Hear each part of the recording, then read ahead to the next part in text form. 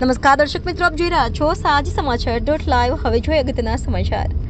વડોદરા શહેરમાં એક વરસાદને કારણે જળબંબાકારની સ્થિતિનું નિર્માણ થયું છે, ત્યારે વડોદરા શહેરના મેયર અને સ્ટેન્ડિંગ કમિટીના શીતલ મિસ્ત્રી સહિતની ટીમ કામે લાગી છે અને નીચાણવાળા વિસ્તારમાં સૂચનાઓ આપવામાં આવી હતી। મેયર દ્વારા માઇકમાં સૂચનાઓ આપવામાં આવી તેમજ સ્ટેન્ડિંગ કમિટીના ચેરમેન શીતલ મિસ્ત્રી દ્વારા પણ માઇકમાં સૂચનાઓ આપી હતી। આ તમામ અધિકારીઓ જેતલપુર બ્રિજ પર આવીને નિરીક્ષણ કર્યું હતું। રિપોર્ટર હેમંત સમનાની સાથે ફૈઝલ ખાન, સાજી સમાચાર.live વડોદરા।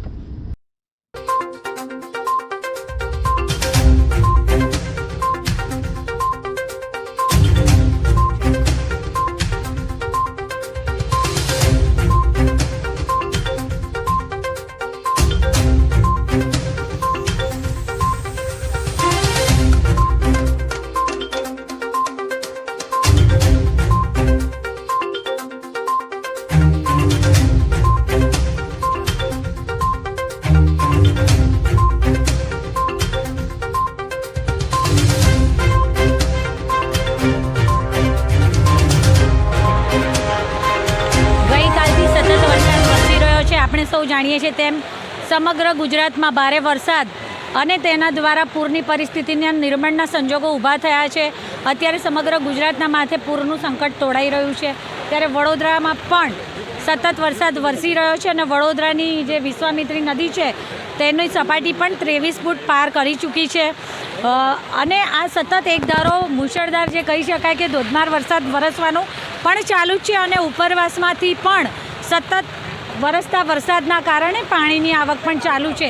ત્યારે વડોદરામાં પણ વિવિધ વિસ્તારોમાં અમારા દ્વારા સવારથી વિઝિટ કરવામાં આવી રહી છે અને મને ફાયરના અધિકારી દ્વારા અમને જાણ કરવામાં આવી કે ગત રાત્રેથી આપણે જે વડોદરાના જે પણ નીચાણવાળા વિસ્તાર છે જ્યાં જનરલી પાણીનો ભરાવો થાય અને લોકોને સ્થળાંતરિત કરવાની જરૂર પડતી હોય છે, આ દરેકે દરેક સ્પોટ ઉપર ઓલરેડી બસો મૂકી દેવામાં આવી છે, પરંતુ 150 કરતાં વધુ લોકો તો અત્યારે રેસ્ક્યુ થઈ ચૂક્યા છે। પરંતુ કેટલાક વિસ્તારના લોકો, કારણ કે અત્યારે આપણે જ્યાં ઊભા છીએ સયાજીગંજ વિસ્તારના પરશુરામ ભટ્ટાના એરિયામાં જ્યારે વિશ્વામિત્રીનું લેવલ 30 ફૂટ પાર કરે ને ત્યારે એ લોકોના ઘરમાં પાણી આવતું હોય છે, એટલા માટે થઈ અને એ લોકો દ્વારા ગત રાત્રિથી ગત સાંજથી એમને સમજાવવામાં આવી રહ્યા છે, પરંતુ કોઈ કારણસર એ લોકો અત્યારે સલામત સ્થળે જવા માની નથી રહ્યા।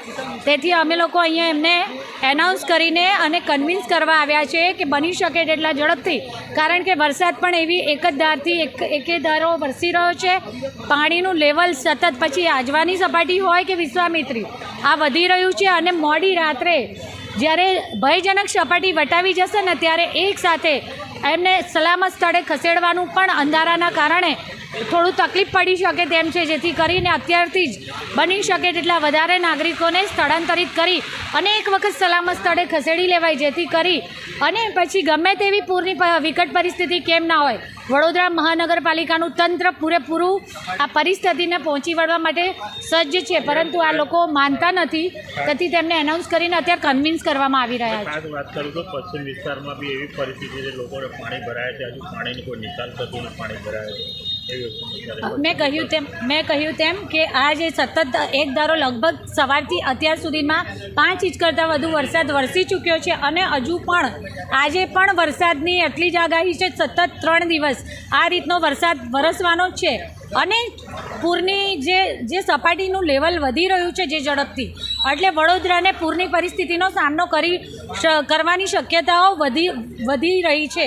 ત્યારે સમગ્ર વડોદરાના દરેકે દરેક જગ્યાએ જ્યાં પણ નીચાણવાળા જેટલા પણ સ્પોટ છે આ દરેક જગ્યાએ ગત રોજથી જ બસો મૂકી દેવામાં આવી છે, જે પણ સલામત સ્થાન તરીકે જે પણ સમિતિની શાળાઓમાં દર વખતે વડોદરા મહાનગરપાલિકા દ્વારા કરવામાં આવે છે તેવી સૌ નાગરિકોની આ સ્થળાંતરિત કરાયેલા નાગરિકોની રહેવાની, જમવાની, મેડિકલની અને જે પણ વ્યવસ્થાની જરૂરિયાત છે આ બધી જ ઉપલબ્ધ કરી દેવામાં આવી છે। માત્ર ને માત્ર તેમને અહીંયાથી રેસ્ક્યુ કરી અને સલામત સ્થળે લઈ જવા માટે કન્વિન્સ કરવા માટે અત્યારે અમે આવ્યા છે। અહીંયા મારી સાથે અત્યારે સ્ટેન્ડિંગ સમિતિના ચેરમેન શ્રી ડૉક્ટર શીતલભાઈ મિસ્ત્રી અને ફાયર બ્રિગેડના CFO એવા પાર્થભાઈ છે। અમે બધાને એનાઉન્સ કરીને સમજાવી રહ્યા છીએ કે એ લોકો વડોદરા મહાનગરપાલિકાને સહકાર આપે અને સલામત સ્થળે આવવા માટે તૈયાર થાય। તમે અહીંયા સૂચના આપવા આવ્યા છો, શું કહેશો? આજે વડોદરા શહેર રેડ એલર્ટમાં છે। આજે સવારે 3 વાગ્યાથી અત્યાર સુધીમાં લગભગ 5 થી 5.5 ઇંચ જેટલો વરસાદ વડોદરામાં વરસી ચૂક્યો છે. હાલોલ અને પ્રતાપપુરામાં પણ 5 થી 6 ઇંચ વરસાદ પડ્યો છે. વડોદરા પ્રતાપપુરા બંને આજવા અને પ્રતાપપુરા બંને સરોવરમાં પાણીની આવક વધી રહી છે. આજવાનું સરોવર 213 ફૂટ પહોંચવાની તૈયારીમાં છે. પ્રતાપપુરા 228.90 ફૂટની આસપાસ વહી રહ્યું છે. વિશ્વામિત્રી નદી 24 ફૂટે પહોંચી ચૂકી છે. 22 ફૂટનું જોખમી લેવલ પાર કરી અને 24 ફૂટે અમે સ્થળાંતરિત લોકોને કરવાની, જે લો લાઇંગ વિસ્તારમાં, જે નીચાણવાળા વિસ્તારમાં છે, એ લોકોને સ્થળાંતરિત કરવાની કામગીરી કરી રહ્યા છે. સાંજે એટલે રાતના અંધારામાં તકલીફ ન પડે માટે આગોતરા આયોજનના ભાગરૂપે તમામ નાગરિકોને અપીલ કરી રહ્યા છે કે નીચાણવાળા વિસ્તારમાંથી લોકો કોર્પોરેશન દ્વારા જે સ્કૂલો આઈડેન્ટિફાઈ કરી છે, અમારા અધિકારીઓના સંપર્કમાં રહી અને બસોની વ્યવસ્થા છે અને જે જગ્યાઓ છે, સ્કૂલો છે, ત્યાં આગળ ખોરાક, પાણી, દૂધ અને દવાની પણ વ્યવસ્થા કરવામાં આવી છે. જાને તો જહાને, ચેતો નર સદા સુખી. આજની આગાહી ગંભીર પ્રકારની છે. વિશ્વામિત્રી નદીનું લેવલ ગમે ત્યારે 26-28 ફૂટ થાય અને લોકોના ઘરોમાં પાણી ભરાય, કોઈ જાતની જાનહાની સર્જાય નહીં. માટે તંત્રને સાથ સહકાર આપશો. તમામ નાગરિકોને આપના માધ્યમથી અપીલ છે કે નીચાણવાળા વિસ્તારના લોકો ઊંચાણવાળા વિસ્તારમાં અને કોર્પોરેશન જે જગ્યા આઈડેન્ટિફાઈ કરી છે, 80 જેટલી સ્કૂલો આઈડેન્ટિફાઈ કરી છે, એ વિસ્તારમાં સ્થળાંતરિત થાય.